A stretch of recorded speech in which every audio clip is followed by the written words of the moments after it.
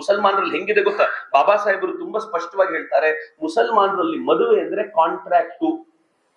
ಈ ಕಾಂಟ್ರಾಕ್ಟ್ ಹೇಗಿರುತ್ತೆ ಅಂತಂದ್ರೆ, ಹೆಣ್ಣನ್ನ ಗಂಡಿಗೆ ಒಪ್ಪಿಸಿ ಕೊಡಲಾಗುತ್ತೆ. ಗಂಡು ಅವಳಿಗೆ ಒಂದು ವರದಕ್ಷಿಣೆ ರೂಪದಲ್ಲಿ, ಒಂದು ವರದಕ್ಷಿಣೆ ಅಂತ ಕರೆಯೋದಿಲ್ಲ ಅವರದನ್ನ, ವಧು ದಕ್ಷಿಣೆಯ ರೂಪದಲ್ಲಿ ಏನೋ ಒಂದು ಕೊಟ್ಬಿಡ್ತಾನೆ. ಕೊಟ್ರೆ ಅವಳನ್ನು ಯಾವಾಗ ಬೇಕಿದ್ರು ಬಿಡುವ ಅಧಿಕಾರವನ್ನ ಪಡ್ಕೊಳ್ತಾನೆ. ಬಾಬಾ ಸಾಹೇಬ್ರು ಹೇಳೋ ಮಾತಿದ್ ನಂದಲ್ಲ. ತಲಾಕ್ ಎನ್ನುವಂತ ಒಂದು ಅನಿಷ್ಟ ಪದ್ಧತಿಯ ಮೂಲಕ ಯಾವಾಗ ಬೇಕಿದ್ರು ಅವಳನ್ನ ಬಿಡಬಹುದು. ಅವಳಿಗೆ ಏನನ್ನೂ ಕೊಡಬೇಕು ಅಂತಿಲ್ಲ, ಒಂದು ಸಲ ಕೊಟ್ಟು ಮುಗಿಸಿದ್ರೆ ಮುಗಿದು ಬಿಡುತ್ತೆ. ಅದು ಕಾಂಟ್ರಾಕ್ಟ್ ಆಗಿರೋದ್ರಿಂದ ಬಹಳ ದೊಡ್ಡ ಸಮಸ್ಯೆ ಅಲ್ಲಾಗಿದೆ. ಮುಸ್ಲಿಂ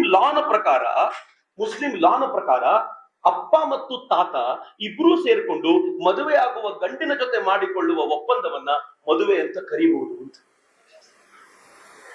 ಬಾಬಾ ಸಾಹೇಬರು ಹೇಳ್ತಾರೆ. ಇಸ್ಲಾಂನಲ್ಲಿ ಈ ತರದ ಭಯಾನಕವಾಗಿರುವಂತ ಈವಿಲ್ ಇದೆ ಅಂತ ಹೇಳಿ ಅವರು ಕೋಟ್ ಮಾಡ್ತಾರೆ. ಒಂದು ಪ್ರಾಬಬಲಿ ರೆನಾನ್ ಕೋಟ್ ಮಾಡ್ತಾರೆ ಅಂತ ಅನ್ಸುತ್ತೆ ಅವರು. ಅದರಲ್ಲಿ ಅವ್ರು ಹೇಳ್ತಾರೆ,